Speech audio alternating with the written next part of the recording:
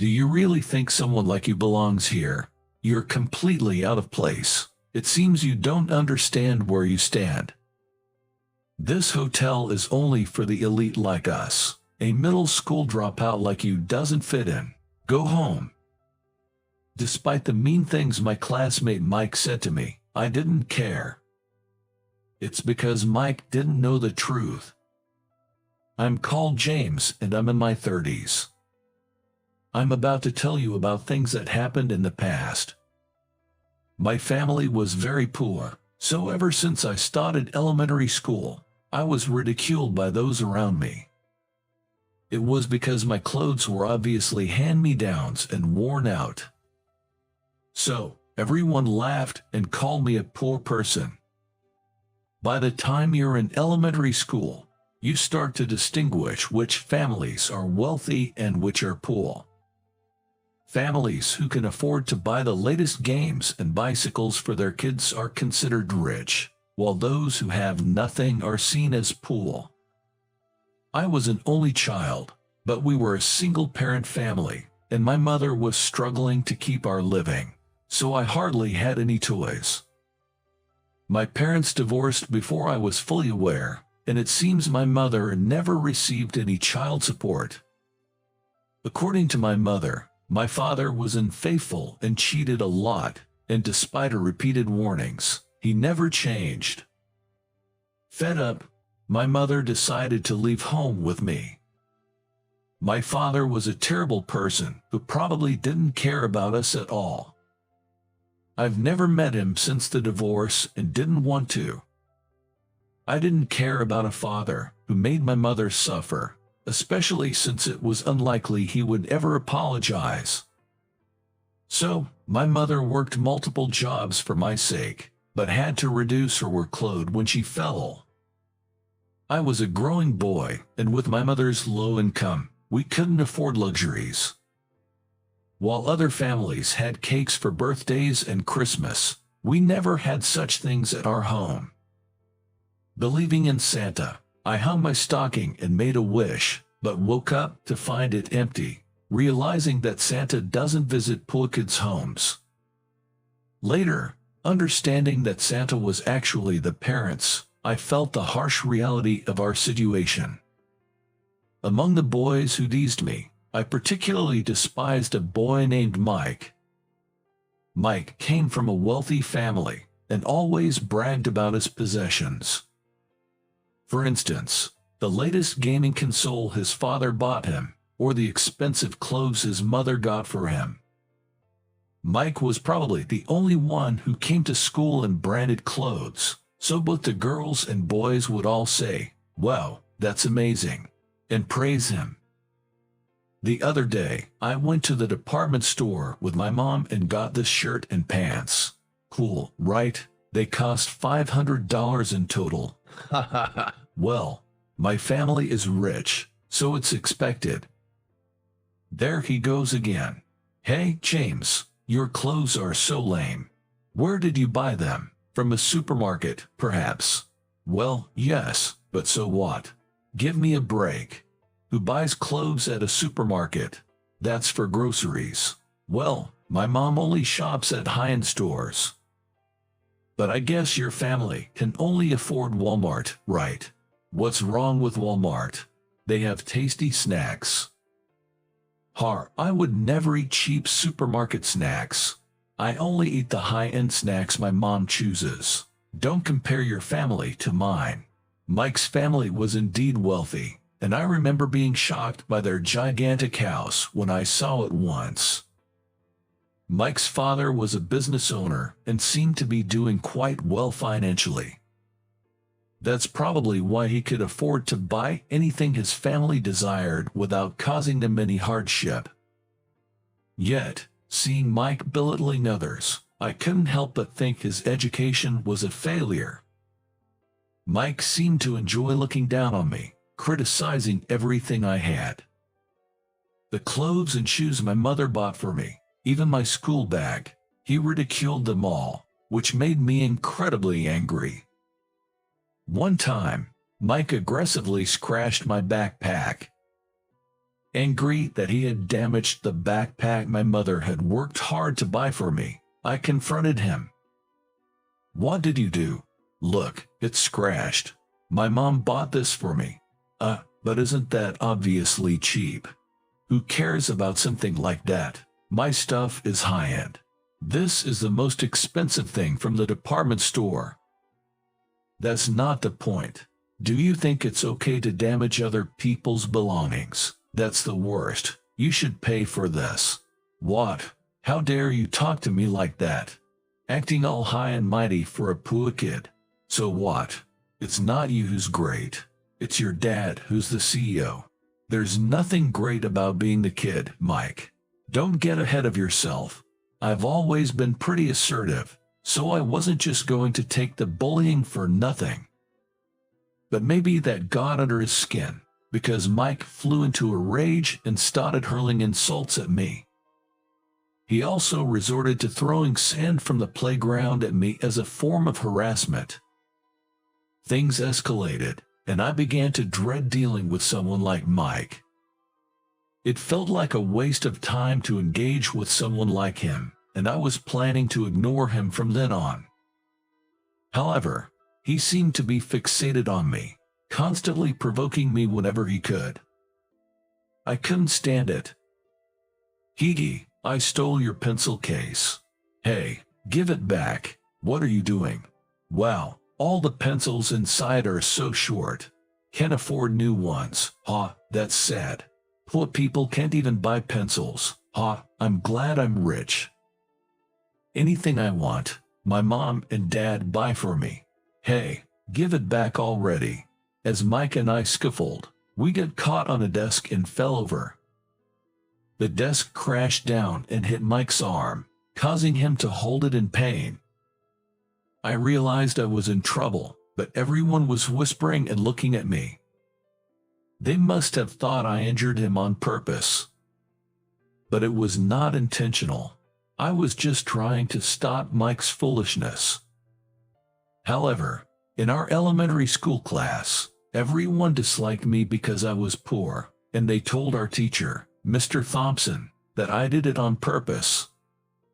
So, I was reprimanded by Mr. Thompson without a chance to defend myself. My mother was called to the school, and I felt terrible. She apologized repeatedly and looked like she was about to cry. I never wanted to put her through this. We even went to apologize to Mike's family, but they were furious. It was just a minor bruise, nothing serious. But it all started because Mike stole my pencil case and teased me. For the first time, I realized how unfair the world could be. It was frustrating to see everyone siding with Mike, the rich kid. I always wondered why I had to go through this just because I was poor. I wasn't causing trouble for anyone by being poor. I was trying my best to live every day. Having to make my mother apologize was a huge shock to me, but Mike seemed unfazed. In fact, he was spreading rumors that I deliberately knocked over the desk to hurt him. Then, we entered middle school and ended up in the same class again. Mike had apparently tried for private middle schools but didn't get in anywhere, so he ended up at the local public middle school. He wasn't that bright, just wealthy, which I kind of expected. But Mike was making excuses like I was just 1 point away from passing, which seemed rather pathetic. Even after we started middle school, Mike continued to tease me and, along with other boys, mocked my lunch. They called the lunch my mom made for me poor-looking. What's this? That sandwich has no ham in it. How can you eat this? Isn't this worse than animal feed? Hey, just give it back. No way. If you say please return it, Lord Mike, I might consider it. Who would say that? Hey, you think a pool kid like you can talk back to me? Do you know who I am? The son of the CEO of Adams Corporation. So what? You're always bragging about your parents, but you yourself aren't impressive at all. You ended up here because you failed to get into a boys' school. Say that again, I dare you. I'll say it as many times as you want. Despite being a rich kid, you couldn't get into middle school because you're not smart. All right, tough luck. This is what happens to someone who can't apologize. Mike dumped my lunch on the floor and burst out laughing. I was so shocked that I froze and couldn't do anything. I admit I might have gone too far, but Mike was the one who started it. I wondered if this wouldn't have happened if I had been more submissive. But I didn't want to just take it one-sidedly, and I've always been pretty assertive, so I couldn't help but talk back. Then, in our third year of middle school, everyone started to seriously consider their future paths. Mike was told by our homeroom teacher, Mr. Carter, that he had no chance at prestigious private high schools, so he lowered his sights to a certain private school.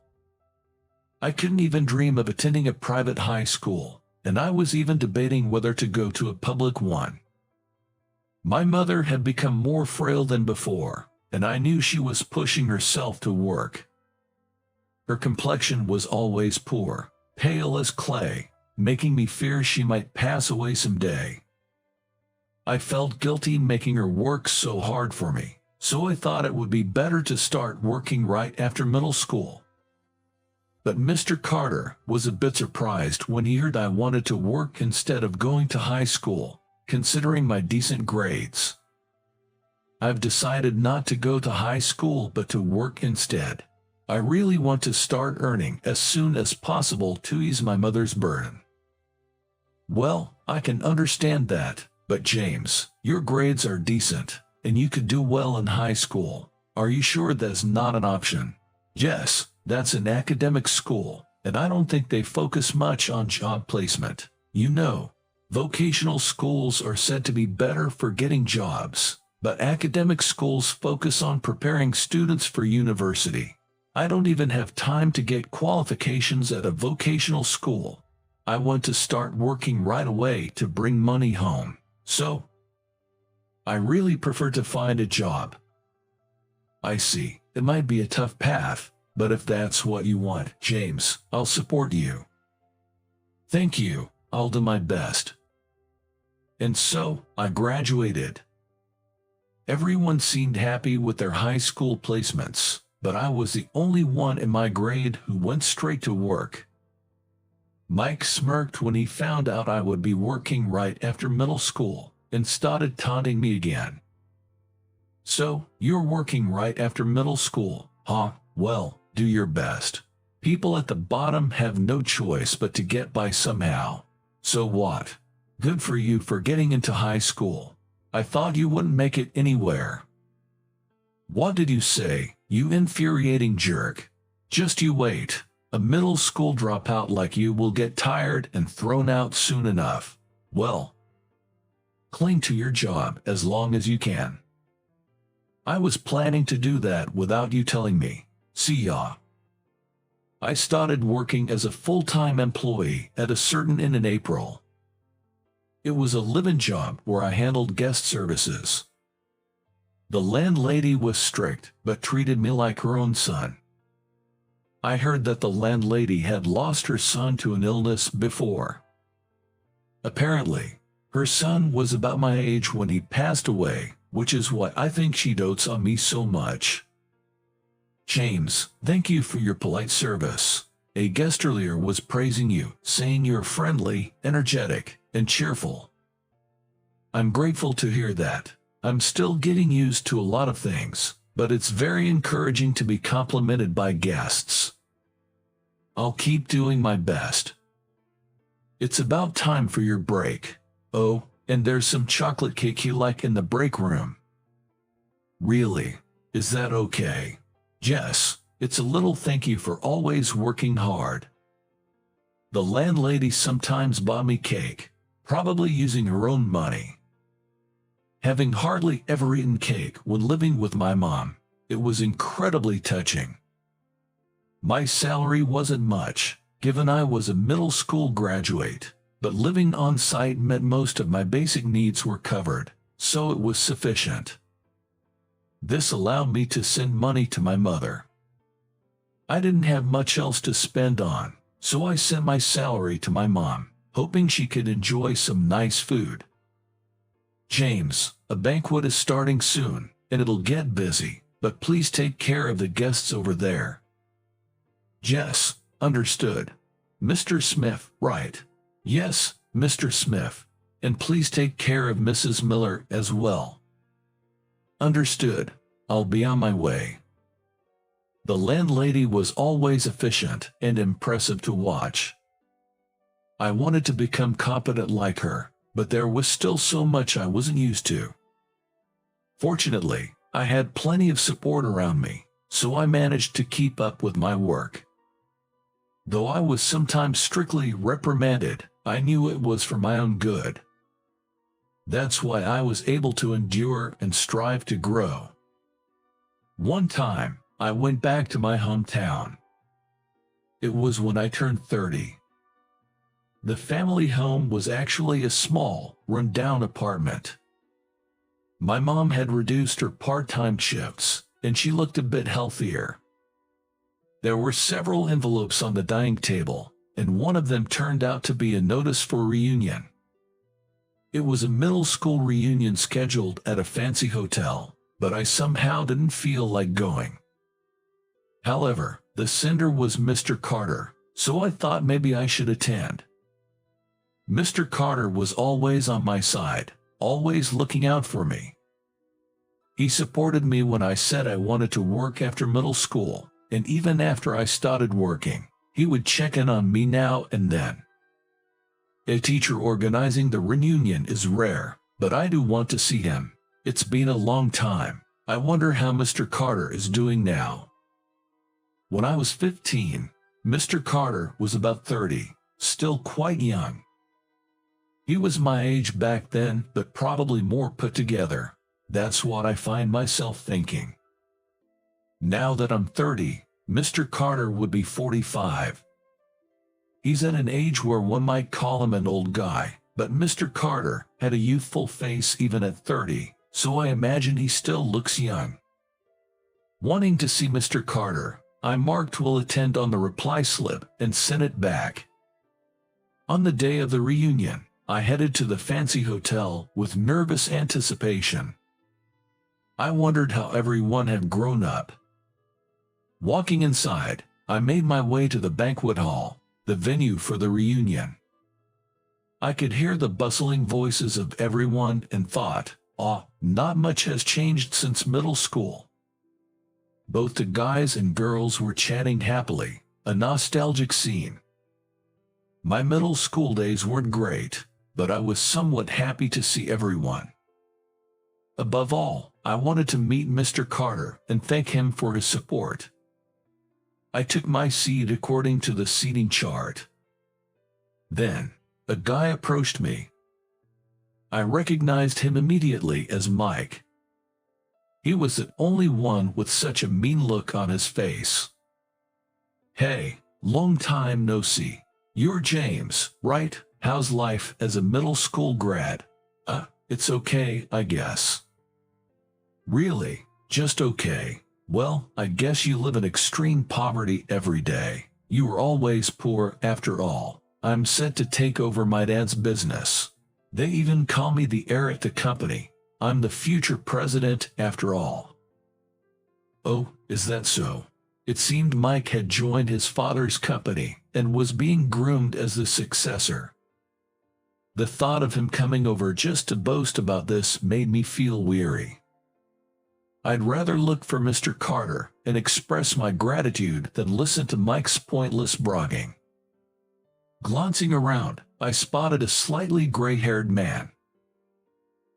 That must be Mr. Carter. He hadn't changed much in height or build, and I could recognize him from the back. I got up and approached Mr. Carter. "Mr. Carter, it's been a long time. I'm James." "Oh, James, how have you been?" "Keeping well." "Yes, thanks to you. I'm busy every day, but it's fulfilling." "That's good to hear. I always worried you might be overworking yourself since you're such a hard worker, but if you're healthy, that's great. Jess, I'm doing well. At that moment, Mike approached again, smirking. He was probably about to say something mean again. Why don't you just leave? You're annoying. What? Why all of a sudden? Do you really think someone like you belongs here? You're completely out of place. It seems you don't know your own standing. Ha ha ha. This hotel is only for the chosen ones like us. A middle school dropout like you doesn't fit in. Go home. I don't understand what you're saying.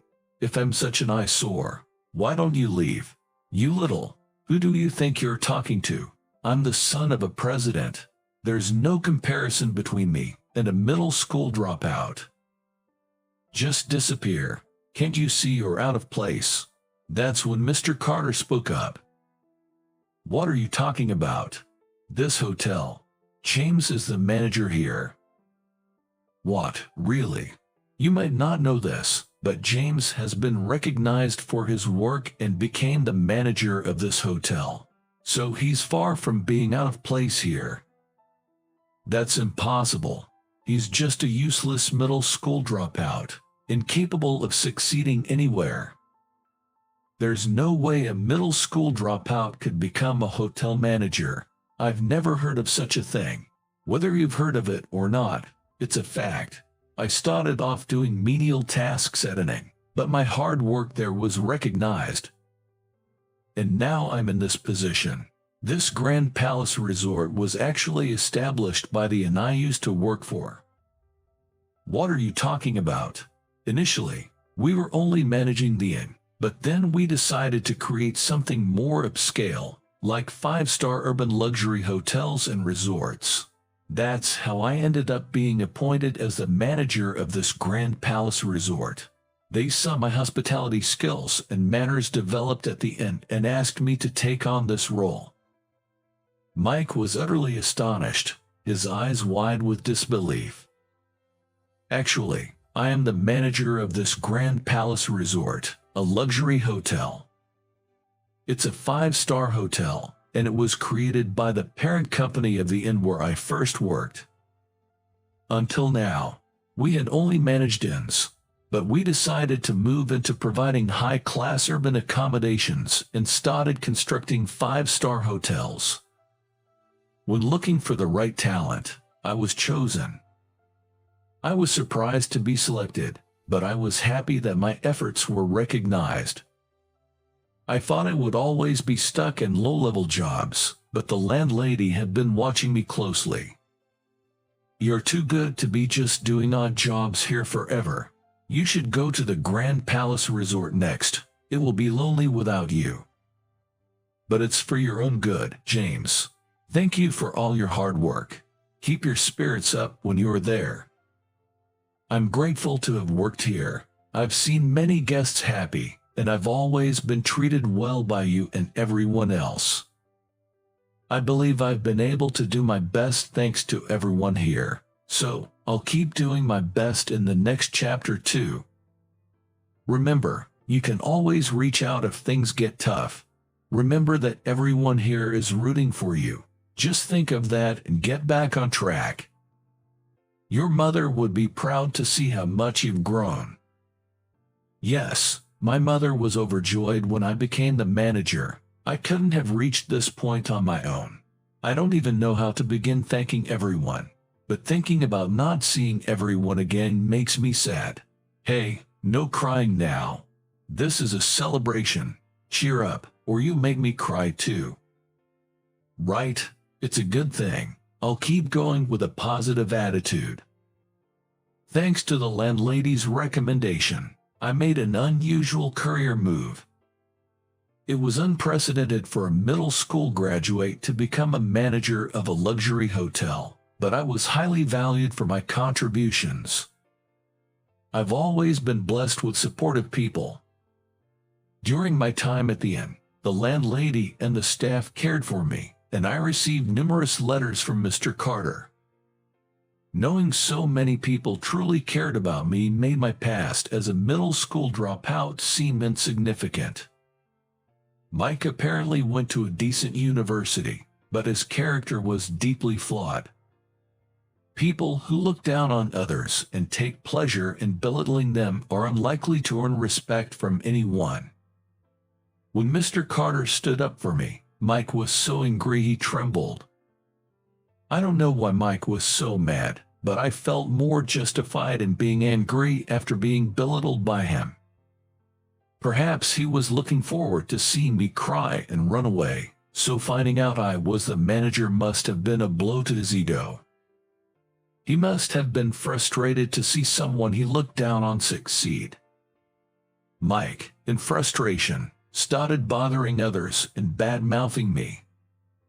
However, our matured classmates did not appreciate Mike's behavior and warned him. Annoyed by their disapproval, Mike got defensive and loud. Eventually, after being told he was being a nuisance, he sheepishly left.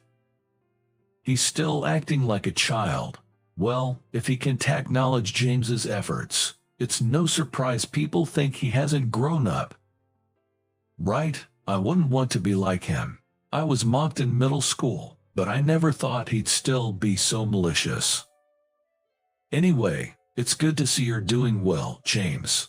Although we've been exchanging letters, it's reassuring to see you in person. You tend to overdo things, so I've been worried. How's the hotel job going? Thanks to you, it's going smoothly. There are tough times, but I enjoy the work more than anything. That's good to hear.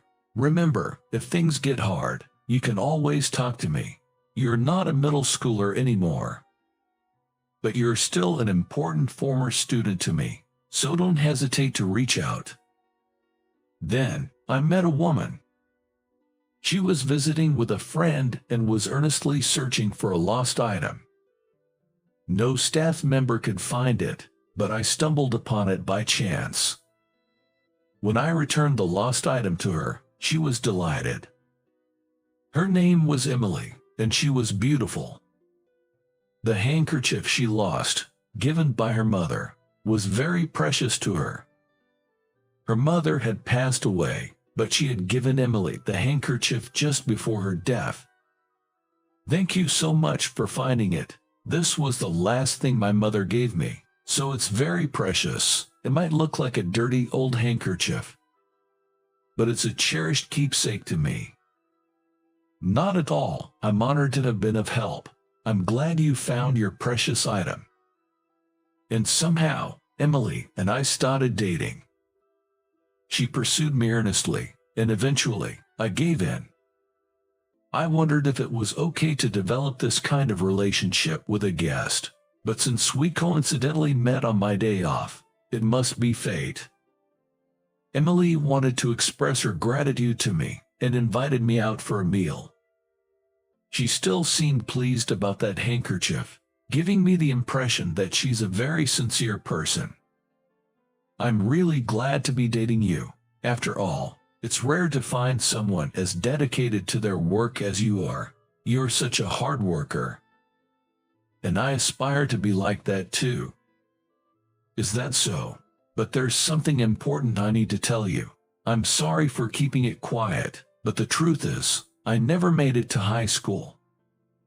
Aren't you worried about having a future with someone like me?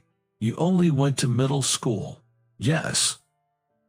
When Emily momentarily looked frozen, I thought she must have been put off. After all, lacking an education could be a significant drawback when considering marriage in the future. But that wasn't the case with Emily. Wow, but I hope this doesn't sound rude. Becoming a manager despite not even going to high school is quite impressive. You must have worked very hard. You really do give your all in everything, don't you? Really. You're not put off. I mean, when you think about the future, some might prefer a college-educated elite, right? I once dated a college graduate who was set to become the next CEO of a certain company, but he was incredibly self-centered. He seemed to enjoy looking down on others, and I was fed up with it. I prefer someone who is currently striving hard over someone like that. Educational background varies from person to person, and it shouldn't dictate how one lives their life. Is that so? I'm glad to hear that. I couldn't help but wonder if Emily's ex-boyfriend might have been Mike. I didn't want to pry too deeply or remind her of unpleasant memories, so I remained silent. Emily seemed to trust and think highly of me.